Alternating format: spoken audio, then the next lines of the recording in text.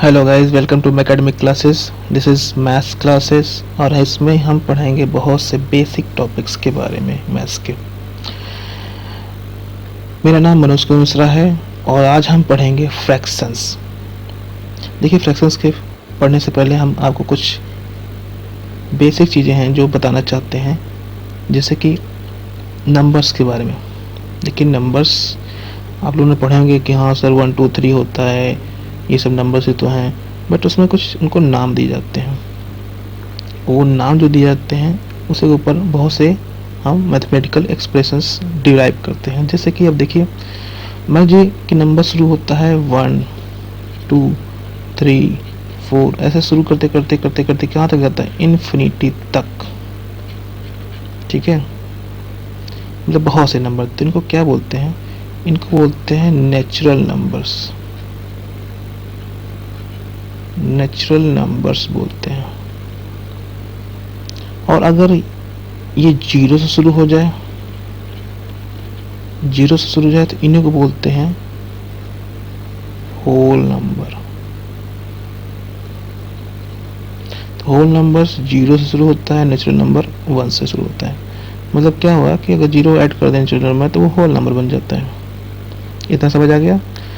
अब हम शुरू करते हैं कि मान लीजिए ये तो सारे पॉजिटिव नंबर्स थे, अगर नेगेटिव भी आ जाए तो मतलब कि माइनस इन्फिनिटी से लेकर माइनस, फॉर एग्जांपल कि 7 हो, -3 हो, -1 हो, 0 हो, फिर 1 2 3 हो, ऐसे करके इन्फिनिटी तक जाए,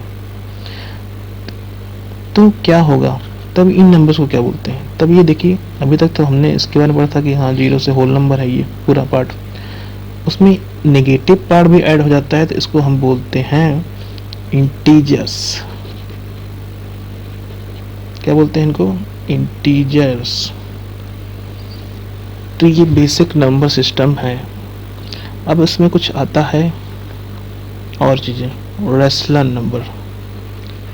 रैशनल नंबर क्या होता है, देखिए ये जो 1 है, 2 3 4, ये सारे रैशनल नंबर्स भी हैं।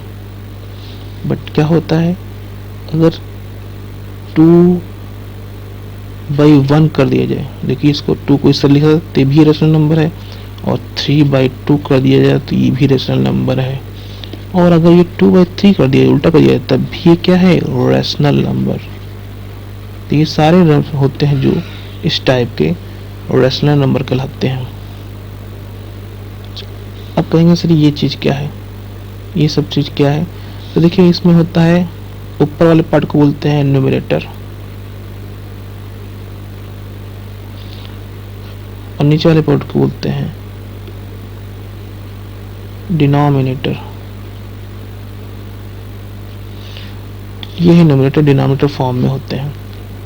तो यहाँ पे देख रहे हैं आप कि न्यूमरेटर बड़ा भी है और न्यूमरेटर छोटा भी है डिनोमिनेटर से।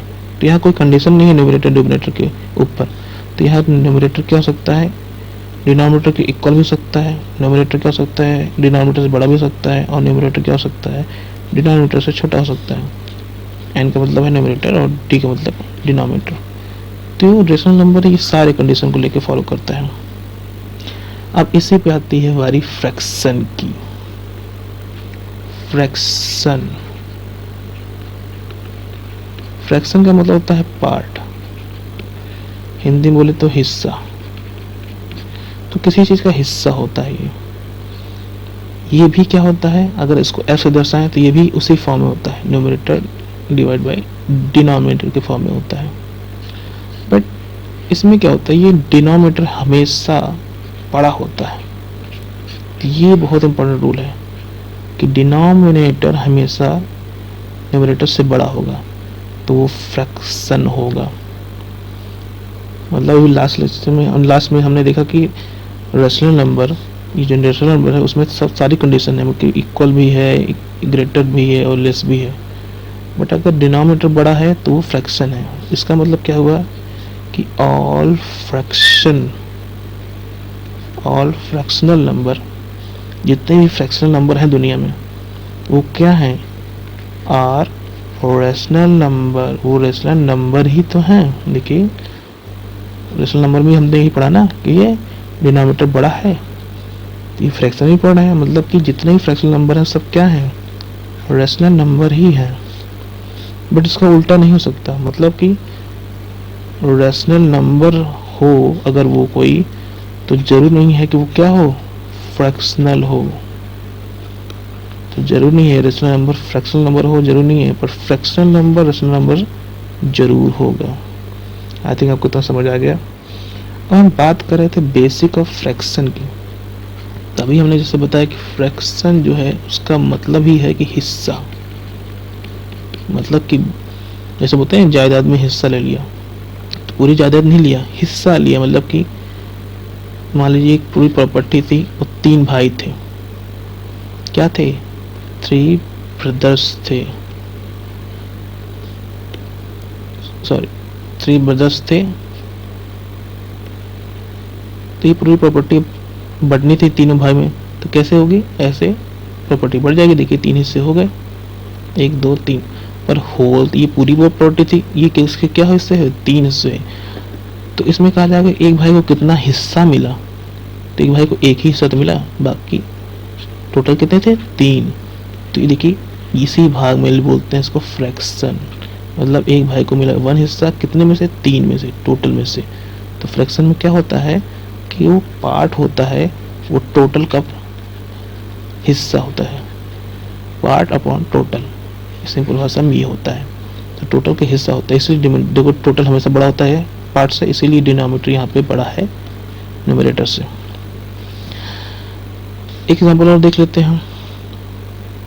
मान लीजिए एक क्लास है, उसमें 50 स्टूडेंट्स हैं, क्लास है उसमें 50 स्टूडेंट्स हैं, और एग्ज़ाम होता है। एग्ज़ाम में क्या होता है, मैथ्स का एग्ज़ाम होता है, उसमें 10 स्टूडेंट्स ये थे 50, उसमें से 10 स्टूडेंट क्या हो जाते हैं, फेल हो गए, बेचारे रोने लगे। तो प्रिंसिपल मैम आई कहेंगे कितना है, प्रिंसिपल मैम आई पूछी क्लास के कितने पार्ट या कितने हिस्से बच्चे फेल हो गए। तो क्लास टीचर क्या बोलेगा कि मैम 10 बच्चे फेल हो गए, कितने में से, 50 में से। यही है फ्रैक्शन। अब देखिए फ्रैक्शन जो है इसको सिंप्लीफाई करना पड़ता है हमेशा। सिंप्लीफाई मतलब कि जितना पॉसिबल छोटा कर पाए। और देखिए यहाँ 10/50 है, अब ये छोटा होगा, मतलब ये 0 कटेगा और ये 0 कटेगा, तो क्या बन जाएगा 1/5। तो क्लास टीचर ने क्या बोला प्रिंसिपल मैम से कि 1/5 part of class is failed, fail हो गया 1/5 क्लास।